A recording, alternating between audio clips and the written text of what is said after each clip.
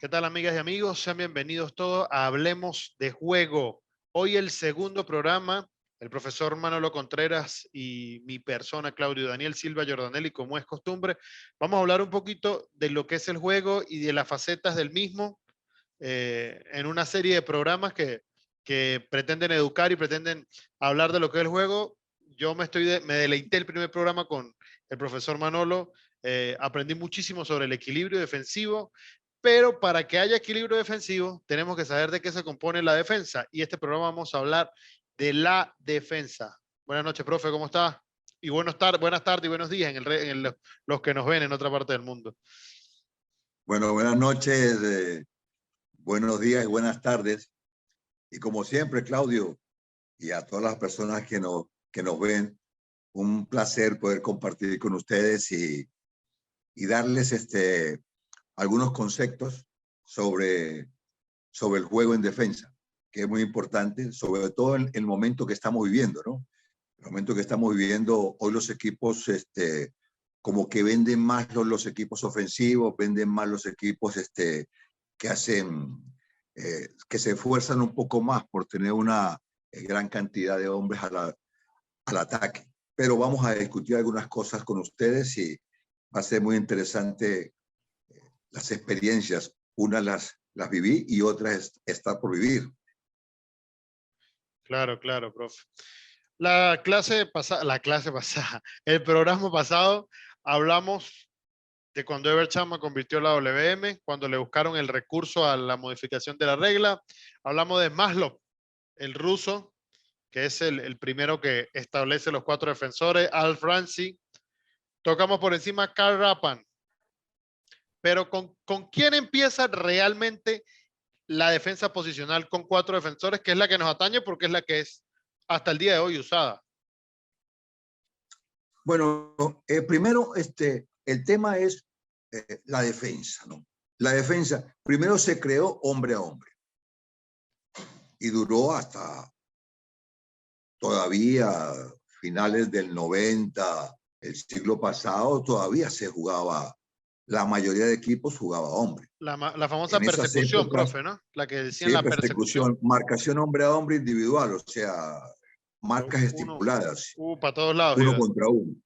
Y todavía, históricamente, nosotros en San Cristóbal empezamos a trabajar de esa manera por ahí por los años 80 y algo. Uno de los primeros que trabajó en Venezuela, en San Cristóbal, fue Alexis Pérez, quien tenía estudiaba en ese momento en Colombia, tecnólogo de fútbol en Cali, y en Colombia había un equipo que se llamó Nacional de Medellín, o que se llama Nacional de Medellín, que fue uno de los pioneros en Colombia de esa manera de jugar. Por una razón, porque ahí vino primero el Maño Ruiz, Aníbal Ruiz, uruguayo, y luego estuvo Luis Cubillas, que Luis Cubillas fue parte del Defensor 76, Defensor Sporting 76 de Uruguay, campeón en esa época con el señor don Ricardo de León. Y tenían esa manera de jugar, una defensa equipo bloque corto, una defensa en línea y marcación por zonas. Y en ese momento se estaba retirando Francisco Maturana. Y Francisco Maturana empezó a trabajar como asistente de Luis Cubillas y bajo algunos conceptos que daba el señor Aníbal Ruiz, estuvo en Nacional de Medellín. Y eso, pues, esa influencia hacía ver que los que hacíamos esa manera de jugar nos decían que era colombiano, y no es colombiano, es uruguaya. Yo tuve la oportunidad de compartir con don Miguel Acosta, desaparecido, que fue Padre mi de Miguel maestro. Acosta. Padre de Sí, Miguel de Miguel Acosta, Acosta, del sí, entrenador para los que nos ven en Venezuela, padre del entrenador sí. Miguel Acosta. Y para mí fue una bendición conseguirme con Miguel, porque tuvimos mucho tiempo en fútbol y eso, pues, él trabajaba esa manera. Él hacía la defensa en zona. Y bueno, estuve con él muchos años, hasta que se murió. Una anécdota triste y muy bonita es que hasta el día que se murió hablamos de fútbol. Algo curioso. Los que conocieron a Miguel y ven este video saben la relación que yo tuve con él. No sé si él fue un hermano mayor, fue mi amigo, mi compañero, un padre futbolístico, porque aparte fue mi compadre. Él es padrino de Manuel Humberto, el hijo menor, por quien estoy acá en la Argentina. Bueno, entremos en materia. Entonces, la división en ese momento era muy difícil, porque se creía que el que jugaba defensa en zona no podía tocar defensa hombre a hombre. Era como decir, como un dogma, no, si usted juega zona no puede jugar hombre a hombre. Profe, Y hubo esa confusión. además recuerde que en el Mundial de 30 los uruguayos siempre ellos se hacían llamar los de la bandera táctica, los tipos ordenados, disciplinados, y ellos decían que le ganaban a Argentina porque ellos eran más disciplinados que los argentinos. Sí, es cierto, es cierto. Ese es el origen de ellos. Y hasta ahora todavía mantienen ese orden, incluso los entrenadores que llaman de experiencia, Marcarián, el que estuvo en la selección paraguaya que tuvo también el Cali, ahora están formando entrenadores con esa característica, porque el fútbol dejó una escuela, don Ricardo, bastante interesante, en el cual... Ricardo, el profe de León, lo pueden googlear sí, para que vean la carrera tan impresionante que tuvo ese señor. Él jugó en Venezuela en UCB, por cierto, ¿En el serio? 59, era delantero. En el nacimiento de la liga, ¿no? Eran los primeros años de nuestra liga. Sí, jugó ahí. Don Ricardo era profesor de educación física, de basquetbol. Y hay una similitud por eso a veces yo me disperso, discúlpenme. No, profe, eso está muy bueno, tranquilo. Todos los entrenadores que tienen un nivel, hablemos entre entrenadores de un nivel muy alto, la gran mayoría, todos estudiaron educación física. Todos conocen el funcionamiento del cuerpo para poderlo llevar a las realidades que manejan con el funcionamiento de juego. Y otros, la gran mayoría también, tienen su filosofía. Hay raíces de Arquímedes, hay raíces de Descartes, hay un filósofo muy importante que está en boga en estos momentos, sobre todo por la filosofía portuguesa, que es Edgar Morin, un francés. Entonces, sí, ese es cercano. Aunque le refrescamos a la gente, Arquímedes era uno de los grandes ingenieros, inventores Arquímedes, el de trigonometría. Arquímedes, claro, Eurípides. Que él hizo el tornillo de Arquímedes. Eurípides, tornillo de Arquímedes, también está y Descartes es el filósofo del racionalismo, pienso y luego existo, que decía que el hombre partía del pensamiento. Claro, ese fue el que dividió, ese fue el que empezó a dividir que todo se tenía que estudiar por partes. Claro. Entonces, que son el discurso del método. Que todo tenía que ser comprobado, pero por partes. ¿Qué es lo que ahora hablan del todo? Es más que la suma de las partes. Es algo bastante simpático y entretenido. Así se llama el libro de René Descartes, El discurso del método. El que lo quiera buscar está en PDF, se puede conseguir en internet. Sí. Entonces, ¿qué sucede? Después se empezó a dar que para poder jugar defensa en zona, tenía que saber marcar hombre a hombre. Porque si no, los equipos que jugaban zona, cuando perdían el balón y se refugiaban, hacían el movimiento muy profundo. Muy profundo porque tenían que esperar. Algo muy similar a lo que sucedió en la NBA de los Estados Unidos. Recuerda que antes se jugaba por zonas en basquetbol. Y el basquetbol, los que hicieron esta forma de jugar, se pegaron un poco del basquetbol. Los que leen a Guardiola saben que Guardiola de por está muy pegado al basquetbol. El baloncesto internacional tú puedes hacer zona, pero en la NBA no puedes hacer, te pitan falta de una vez. Claro, eso cambió. Por esa razón, hoy el basquetbolista es más atlético. Anteriormente los basquetbolistas con ser altos era un factor importante para poder jugar. Entonces, ¿qué pasa? Ahí se empezó a dar cuenta los estudiosos que tenía que hacer, a ver algo, y fue cuando se empezó a trabajar la mezcla. Nosotros recordamos en la época de San Cristóbal, tuvo el San Cristóbal Fútbol Club, que fue un equipo paralelo con el Deportivo Táchira en ese momento, que ascendió a Primera División, que después que ascendió no pudo jugar por problemas económicos. Nosotros hacíamos todo eso. Hacíamos todo eso y luego en la Segunda División hacíamos también eso. Antes hacíamos todo eso. Trabajábamos hombre a hombre para poder manejar la zona. Eso es el concepto del núcleo, 1 contra 1, para después poder manejarse en todos los espacios. Entonces, de ahí aparece en la defensa, marcación hombre a hombre, aparece el libero. El libero aparece en el 30, aunque oficialmente se lo dan incluido en táctica a Robert Akar. Robert Akar, que fue entrenador de un equipo francés, Olympique de Charleville, Messier, disculpen el francés. Entonces ahí coincidencialmente jugó Elenio Herrera, ¿entiendes? Entonces de ahí Cal Rappan se inspiró en el sistema Barrow, que es como la cadena, encadenamiento. Karl Rappan es un gran técnico austríaco, muy famoso en el Rapid de Viena, y fue jugador de Hugo Mercy y Jimmy Hogan en el Servette en Suiza. Claro, en el Servette, jugó el Servette la selección suiza. Claro. Él creó el cerrojo. Entonces, ¿qué pasa? Pero lo trabajó sobre el 2-3-5, que es el clásico piramidal. Bajó los dos hals para hacer línea de 4, se quedó 4-1 con el 5, bajó los dos extremos y quedaron 2 interiores y el delantero para hacer 4-3-3.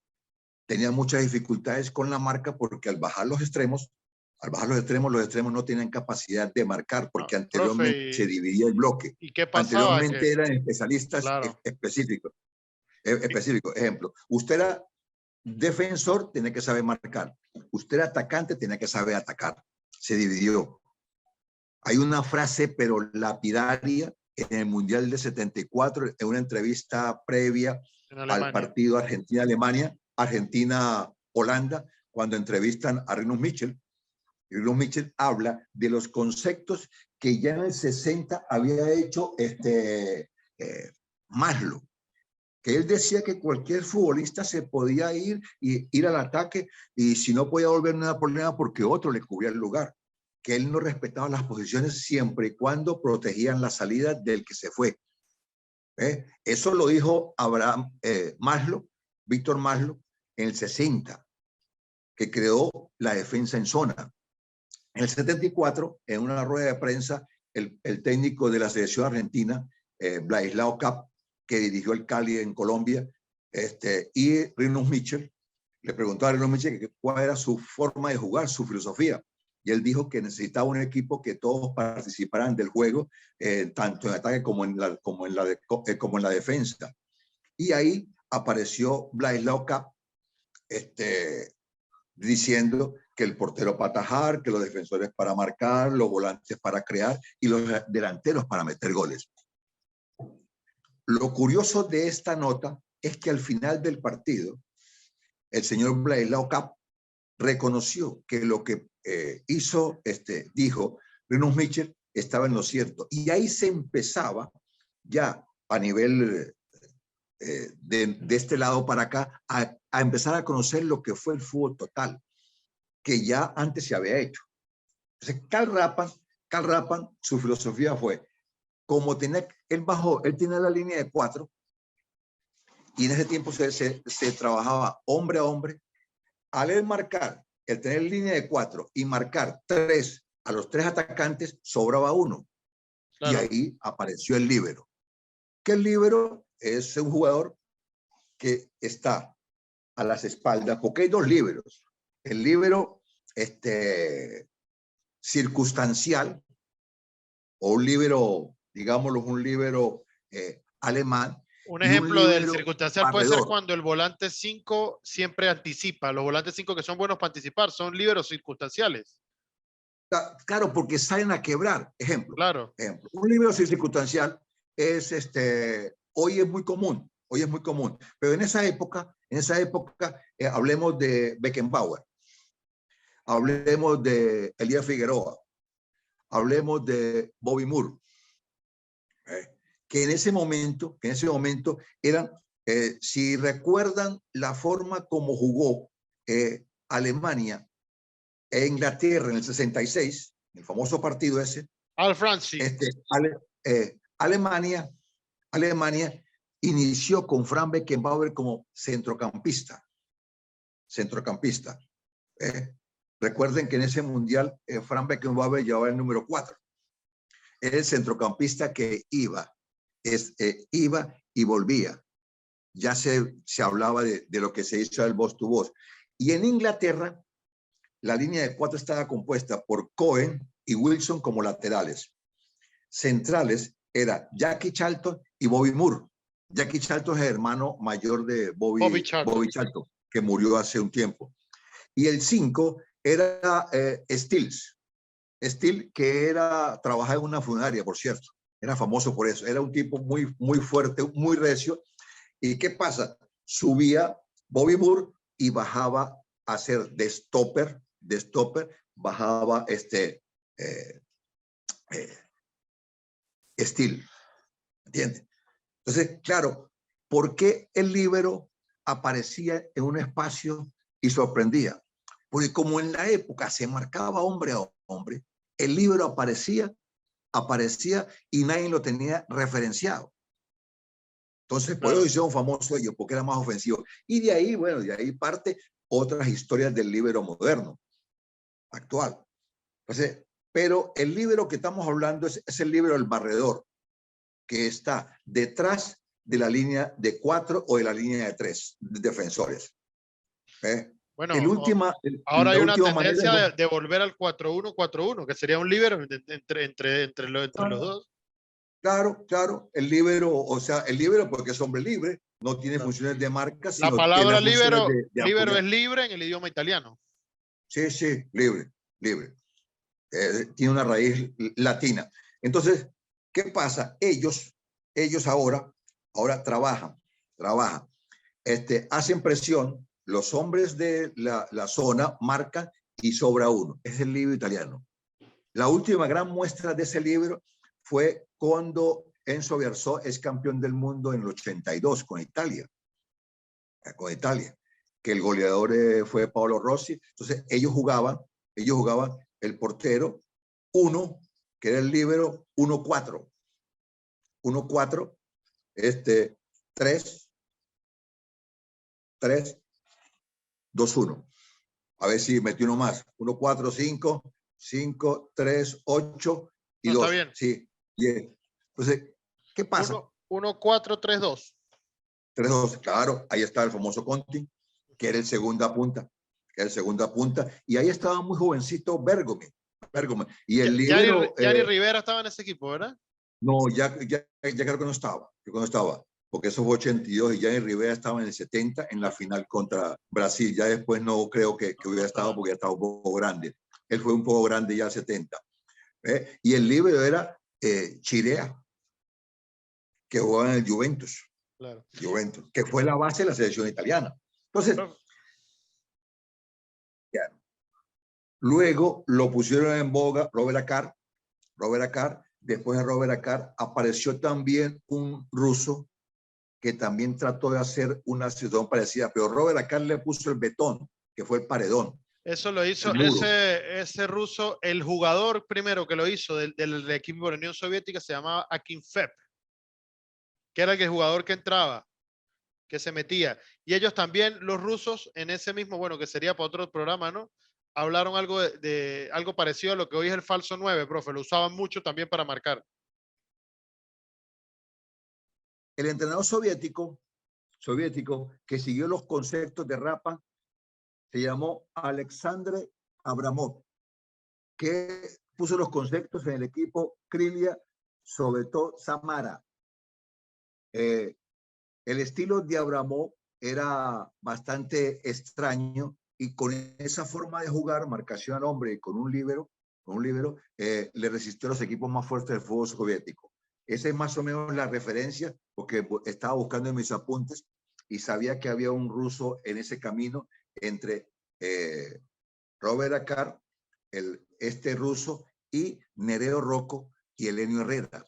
Profe, Que también fueron los hablan que de que Abramov hacía la marca hombre, que es el primero que la, o sea, que la rotaba, o sea, que no era exclusiva de un jugador de otro, sino que podían del sector de la cancha tomarlo otro jugador con tal y todos tuvieran una marca. Eso sale en el libro de Jonathan Wilson, La pirámide invertida. Era algo raro para la época.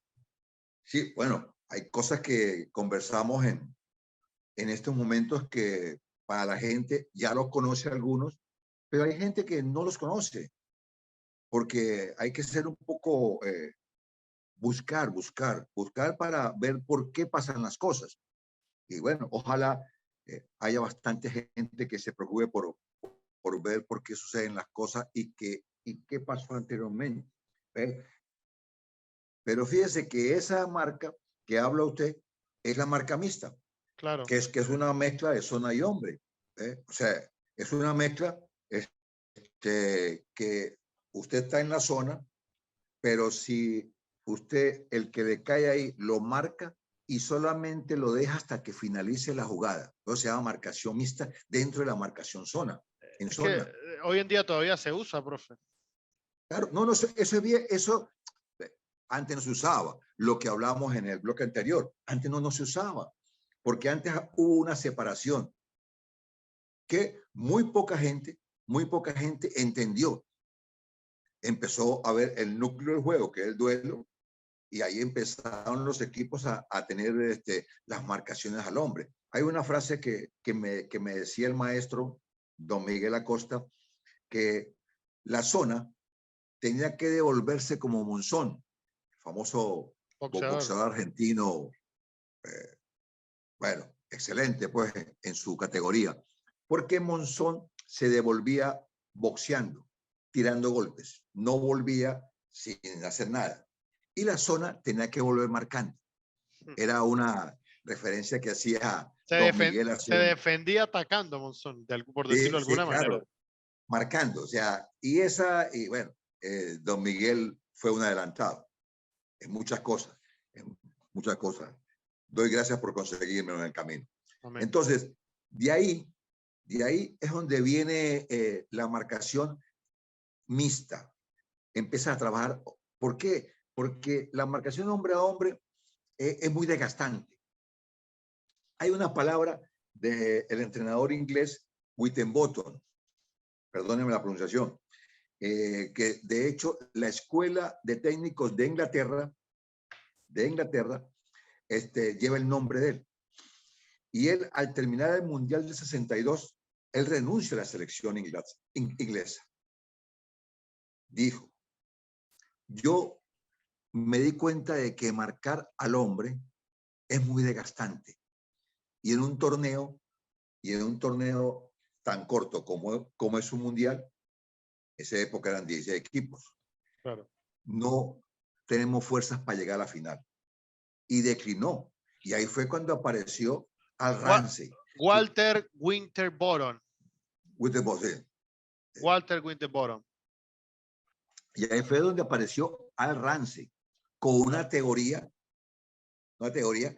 de que la teoría de los 6, que él necesitaba 3 mediocampistas que llegaran a la ofensiva y 3 delanteros que vinieran a volantear.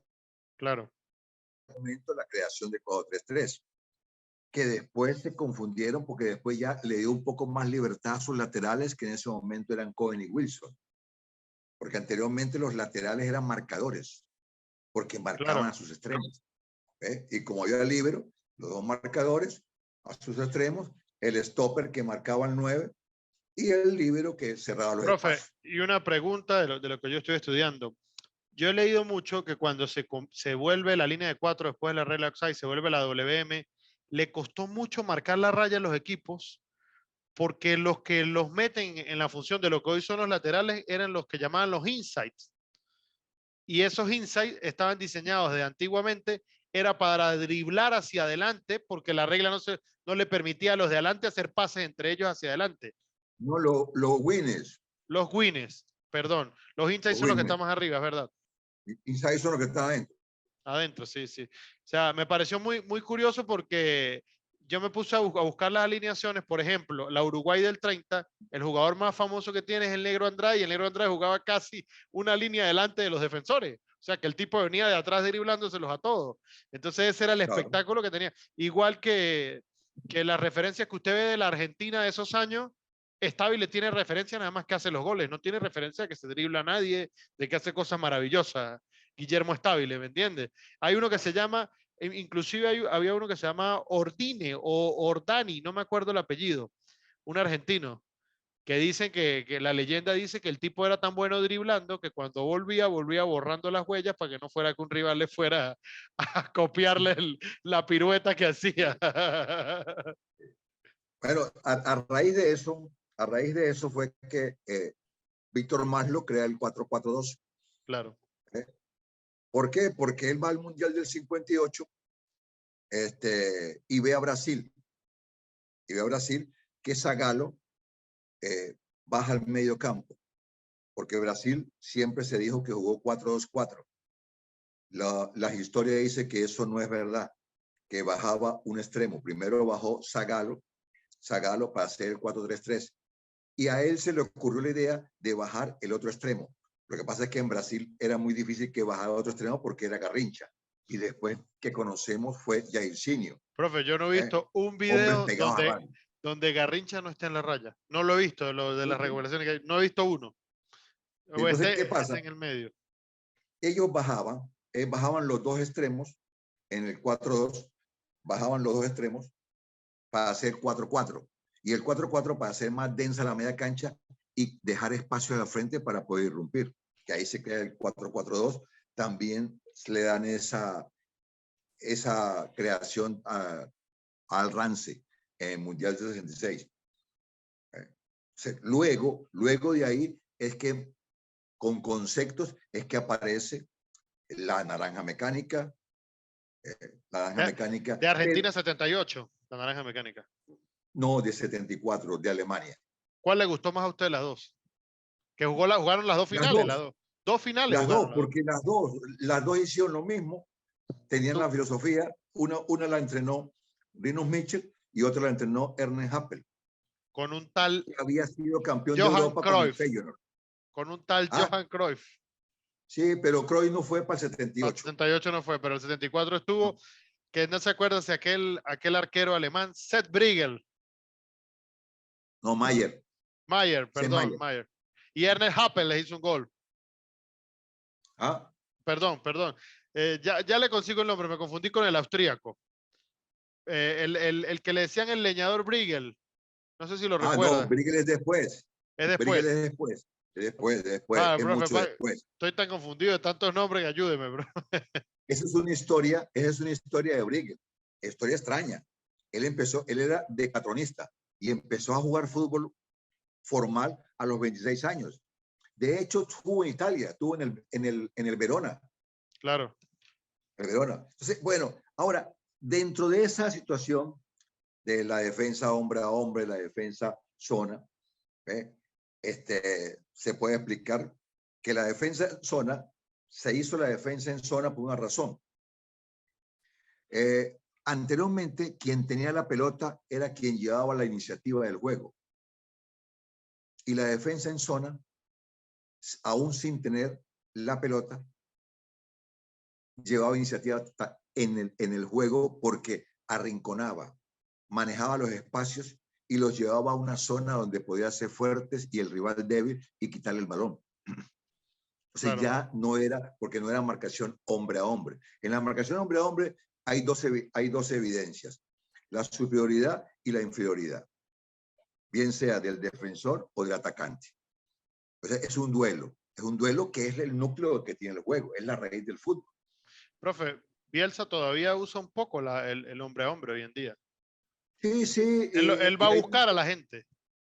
Sí, y hay un tema también, no sé si se marcó usted en la final de la Copa Libertadores, que en el primer tiempo Paranaense hizo hombre a hombre.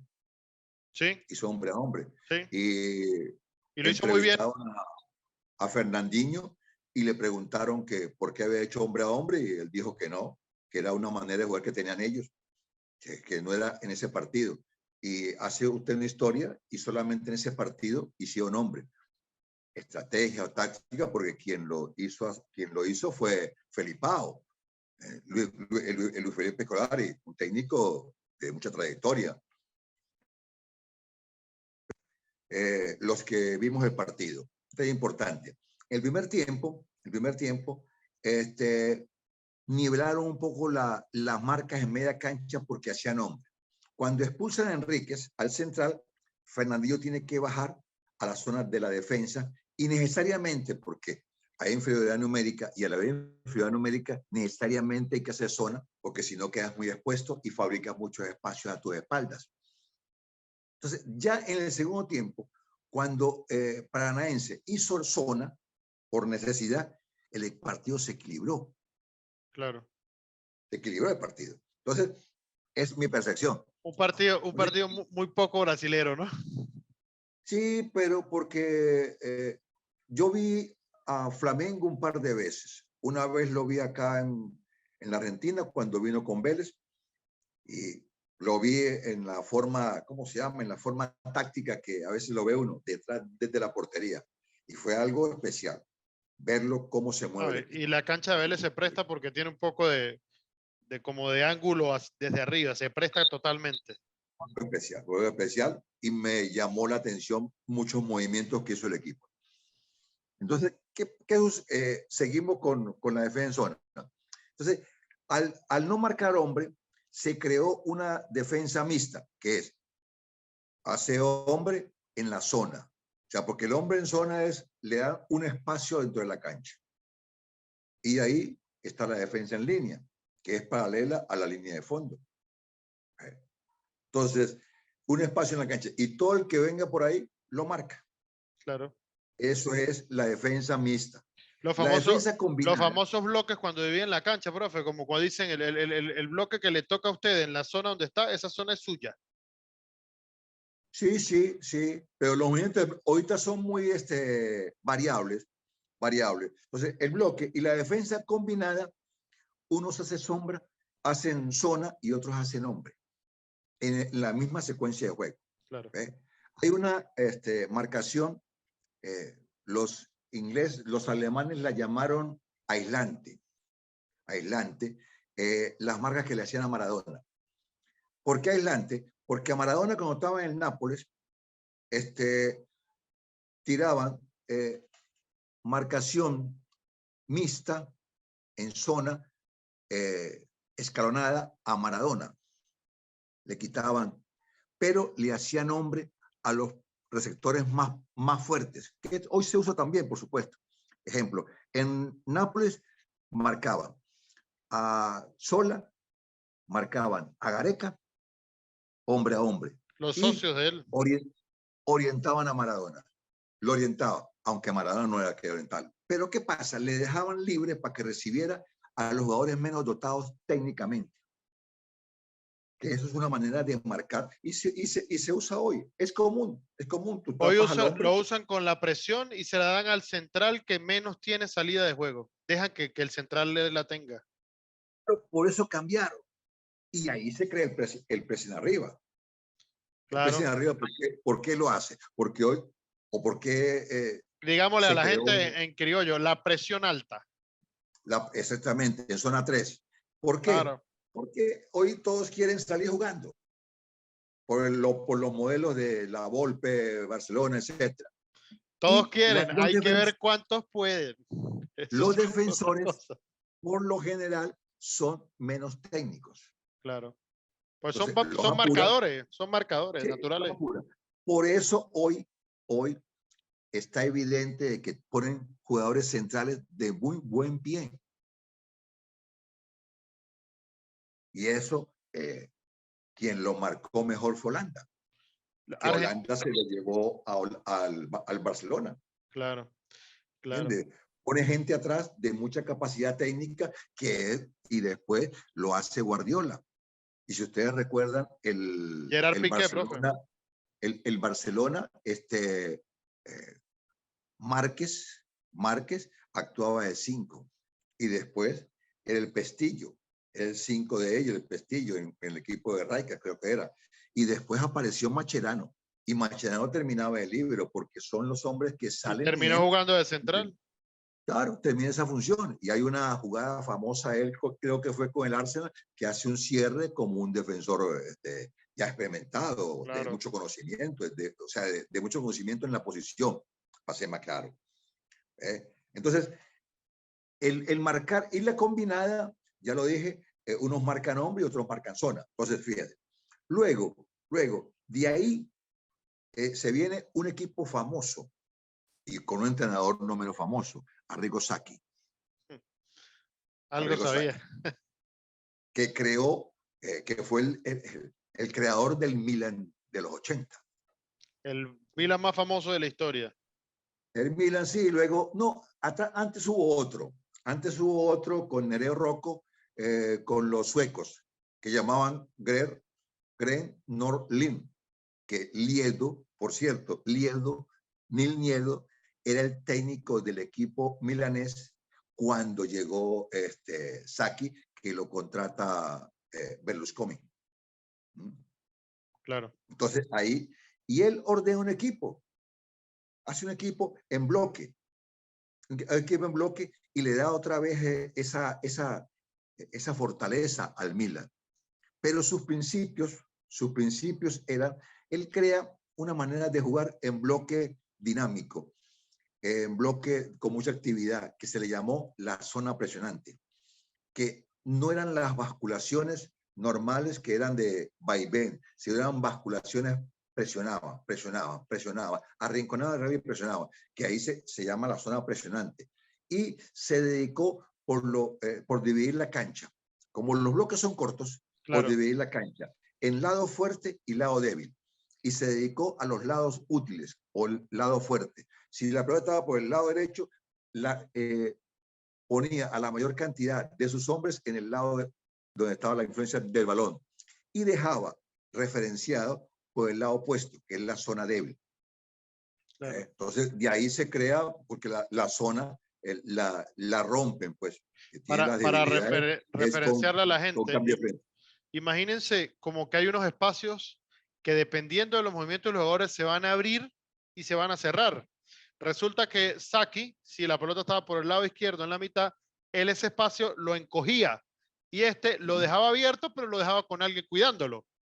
Sí, sí. Y si la pelota referenciado, creo que llaman vigilancia, claro, marcación. lo que llaman marcación, vigilancia. Y si la pelota cambiaba, era la inversa, era como que se iban encogiendo y agrandando, encogiendo y agrandando. Y si iban replegando, iba hacia atrás y ellos iban marcando muy posicionalmente. Bueno, al final una zona, profe, una zona bien administrada. Claro, zona con un líbero como Baresi. Si quiere, le nombramos la nómina de ese Milan. Claro. Baresi, Gali, Tassotti, Baresi, Costa Curta, Maldini, Ancelotti, Rijkaard, Tassotti, Donadoni, Gulli, Van Basten y Colombo. Ese es el equipo madre de ellos. Media selección Italia también, ¿no? Si usted lo ve, la media defensa de la selección Italia. Daniele Massaro, Paolo Vidri, Marcelino Capellini, esa era la banca, Graziano Marini, Alberico Evani. Y si usted se da cuenta, profe, hay un nombre mágico que usted nombró ahí y que administra muy bien la zona hoy en el fútbol moderno, Carlo Ancelotti. Claro. Usted ve los movimientos de ese momento de Sacchi, que él los dictaba, por supuesto, porque él era el más contención que Rijkaard. Rijkaard era un poquito más de ir y venir. Ancelotti era el más cercano ahí. Quien ordena los pressings son los volantes recuperadores, porque son los que ven la secuencia. Y fíjese que qué curioso, la mayoría de jugadores que estuvieron en esa posición son entrenadores. Usted revisa la historia y la mayoría pasaban por ahí, por esa zona, porque tienen mayor panorama. Y fueron los virtuosos de la chique. del achique. Y el achique tiene sus normas, para llamarlo de alguna manera. Hay gente, no se puede achicar si el rival tiene total visión del juego. No se puede achicar si el rival tiene la pelota dominada y si está de frente. Se achica cuando el rival la juega para atrás o no ve el juego. Claro. Gira, y al girar inmediatamente achica. Por eso, fíjese lo curioso. Porque es una administración de espacio, no puedes dejar tu espacio tampoco. Claro, no puedes mirar. Claro. No puedes mirar. O sea, si usted ve, por eso ese es, en Sudamérica se crearon una serie de vocablos, sobre todo en Uruguay, que después lo transmitieron en Colombia, que fueron las dos partes donde más se vivió inicialmente la defensa zonal en línea, que es los vocablos sencillos: agrande, achique, curva, quebrar, cierre. Quebrar, quebrar, agrande de línea, agrande en línea. Bueno, pero esos vocablos son teóricos o son creados con el coloquio del trabajo diario. Sí, quiebre sobre la grande. Entonces, fíjese, hay algo que ellos tienen su norma. Yo le digo su truco. ¿Por qué? Si usted achica, ejemplo, con el saque del portero o saque largo, se achica rápido. Se achica rápido hasta que la pelota va en la parte más alta. Cuando la pelota va cayendo, se baja velocidad porque ya en ese momento estamos en la media cancha. Anteriormente se llegaba hasta la media cancha porque de ahí era que delimitaba el offside o delimita el offside, ¿no? Hoy no, hoy se pone la media cancha como una referencia, pero después da un salto. A veces trabaja, por ejemplo, ve al Manchester o ve al Bayern, que son dos equipos todos en este momento, y usted los ve con los dos centrales en la bomba central, pero en la parte de arriba. Dos centrales juegan 3 mediocampistas y 5 arriba. Hacen la pirámide, el clásico piramidal. Claro. Si usted lo ve desde donde lo enfocan a veces, es eso. Entonces, ¿qué sucede? Ahí te paras. Al pararse, la pelota cae, que es la referencia que dimos en el video anterior sobre cómo se debe marcar en las pelotas aéreas, el fildeo. Y cae. Y ahí usted empieza a ver y a tomar referencia. Porque, ¿qué sucede? Ahí quedamos expuestos, hablando en términos de fútbol, se queda expuesto porque la pelota va saliendo. Y si usted va saliendo de la pelota y cuando cae, indistintamente que lo tenga el compañero o el rival, usted no se para, puede haber un rechazo y ahí viene el contrapié. El contrapié. Claro. Usted tiene que parar y perfilarse y tomar una referencia por el lado que estamos atacando. Por eso es que la zona se marca hombre en saque de banda, se marca hombre cuando atacamos, para evitar sorpresa, porque si tú atacas con 7, el rival defiende con 8. Claro. Entonces, mínimo arriba dejan 1 o 2, y esos 2 tienen que estar bien marcados, porque de lo contrario, por salir de la presión, el rival mete un pase largo y ahí es donde lo que hablábamos anteriormente se generan los mano a mano, que es el salto de línea. Claro. El juego directo. Entonces, ahí está, ahí tiene que achicar. Y se agranda lento. ¿Por qué se agranda lento? Lento dentro de la velocidad normal que tiene el juego actualmente. Anteriormente se veía que era lento y se veía bien la línea marcada. Hoy no. Hoy se agranda con el dominio de espacios. Se agranda para que tomar el tiempo necesario y se vayan incorporando los hombres para hacer la defensa. Usted ve, por ejemplo, el Bayern, y en dos pestañeos inmediatamente tienen ya el 4 armado. El siguiente, el 4-2, 4-3, 4-4. El City lo hace mucho. 4-4. También 4-4-2. Y ahí, o sea, porque hace muchos años se habló de que un jugador volvía a su posición original luego de minuto y medio, un par de minutos. Y con la dinámica que tiene el juego hoy, usted está, por ejemplo, un lateral, se va a ataque. Y cuando vuelve, hay otro conflicto. Entonces, él ya no tiene que volver como lateral, él tiene que volver como volante. En este caso. Un intervalo le llaman a eso, ¿no? Por eso es que los bloques son cortos. Claro. Los bloques no pueden pasar de 30 metros. Los bloques Claro, son cortos. porque no vas a tapar un espacio por donde no te van a venir. ¿Para qué lo vas a tapar? Vas a tapar un espacio porque te van a lastimar. Y se maneja como una manta. Así se maneja como una manta en la cancha. Ahí está, ahí se junta. Va a sacar el portero puesto al costado y se maneja así. Y los espacios sueltos por otro lado. Profe, alguien que vio espacios bastante, está invitado hoy en el programa, nos llegó tarde, hay que decirlo, no, pero lo excusamos porque, bueno, es José Leonardo Morales o Leo Morales, como le gusta que le digan a él, arquero de la selección de Venezuela, arquero en nuestra liga, varias competiciones vio y creo que entiende muy bien lo que usted está diciendo. ¿Cómo estás, Leo? Te saludamos. Dale, buenas noches, ¿me escucha? Sí, perfecto. Profe, Claudio, un placer estar aquí con ustedes.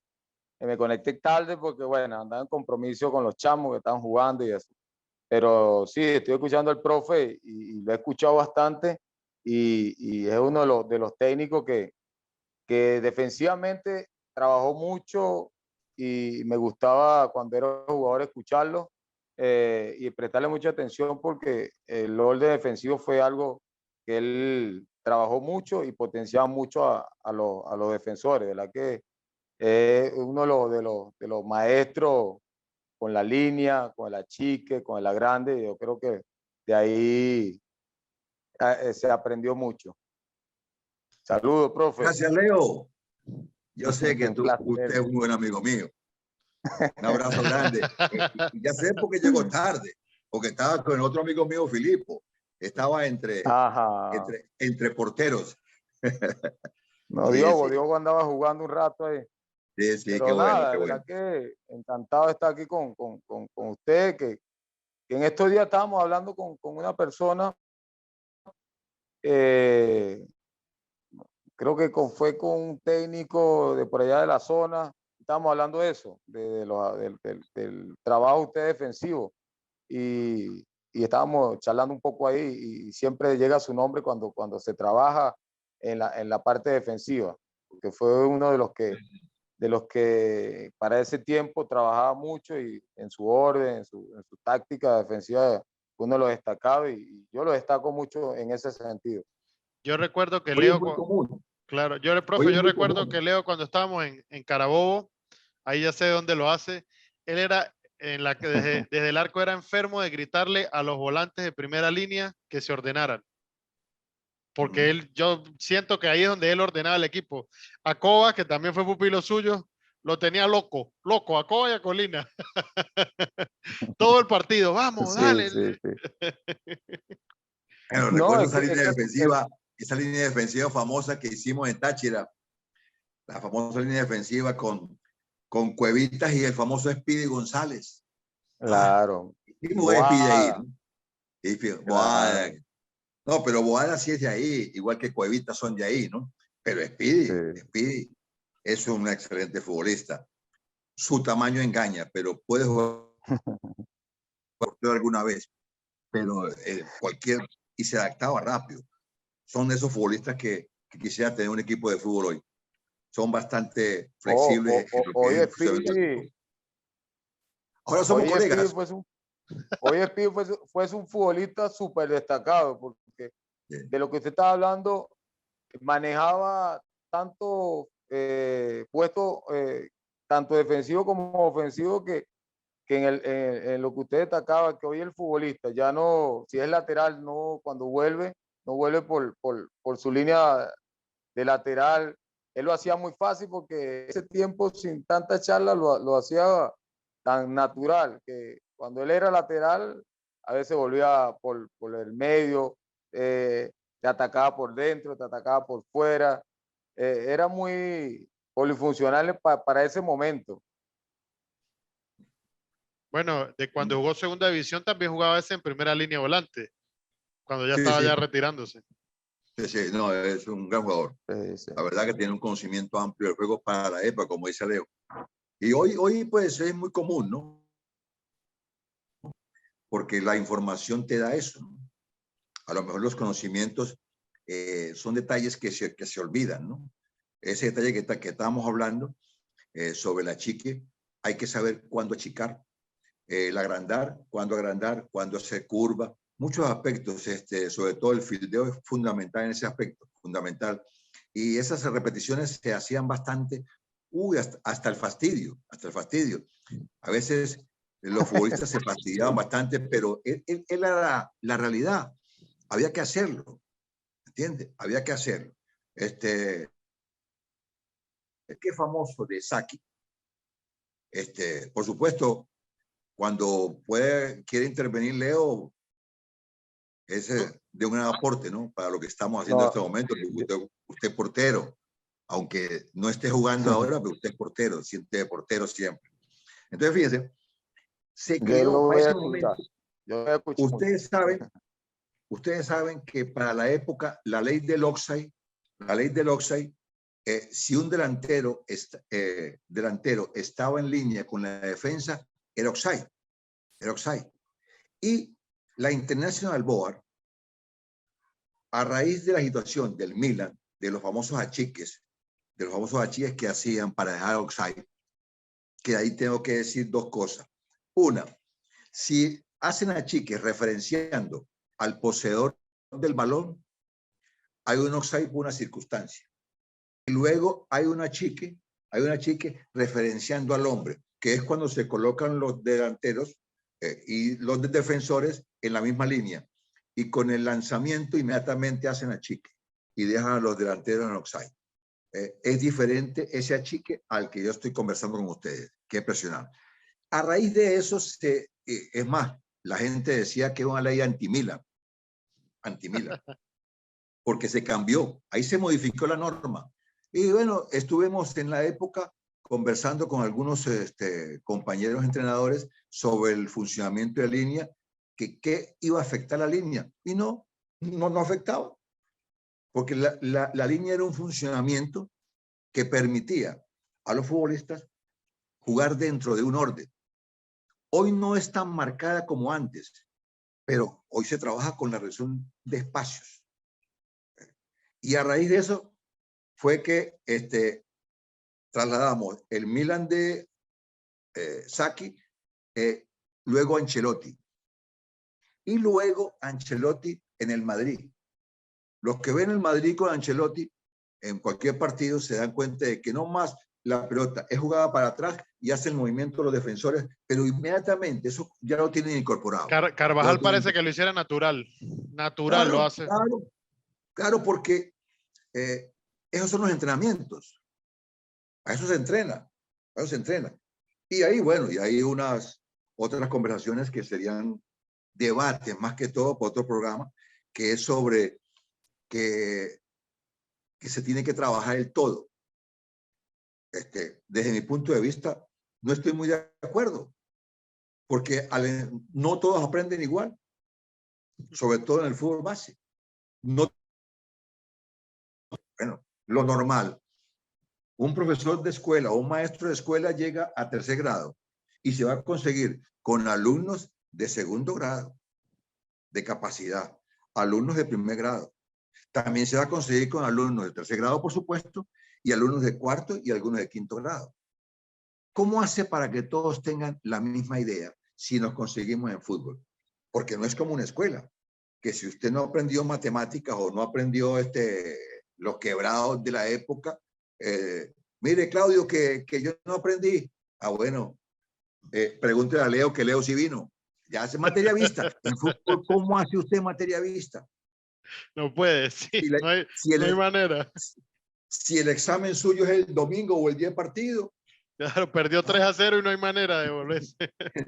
Tengo que decirle. Por eso es que tiene algo especial el ser entrenador y sobre todo formador.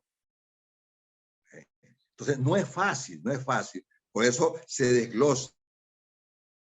Hay señales su posición para que la domine, luego por donde va a pasar.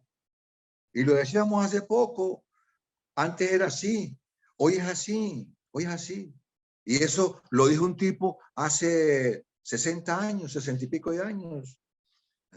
Y se copiaron importantes, y como Guardiola, Michel, Johan Cruyff, Y en 1900 y pico, 1910, el que creó el Ajax, la figura esa, presionaba arriba. Y él fue el que dijo que la mejor defensa es el ataque. Entonces, no estamos hablando de que es hoy. Estamos hablando de que todo eso generó una matriz de opinión bastante importante, que ¿quiénes han triunfado? Los que han profundizado en la materia. Hoy los equipos les cuesta defenderse. No les cuesta defenderse porque no saben o porque no les gusta, sino les cuesta defenderse porque no hay un concepto previo desde la base, porque esos fundamentos se enseñan en la base. El técnico, el primer equipo, lo que tiene que decir cómo vamos a jugar y qué vamos a hacer, que es encontrar su yo o la manera de cómo jugar, que es el modelo de juego, que es la interacción que tienen los tipos de acuerdo a la característica que tiene cada jugador. Y luego viene el sistema, ¿cuál sistema más nos sirve?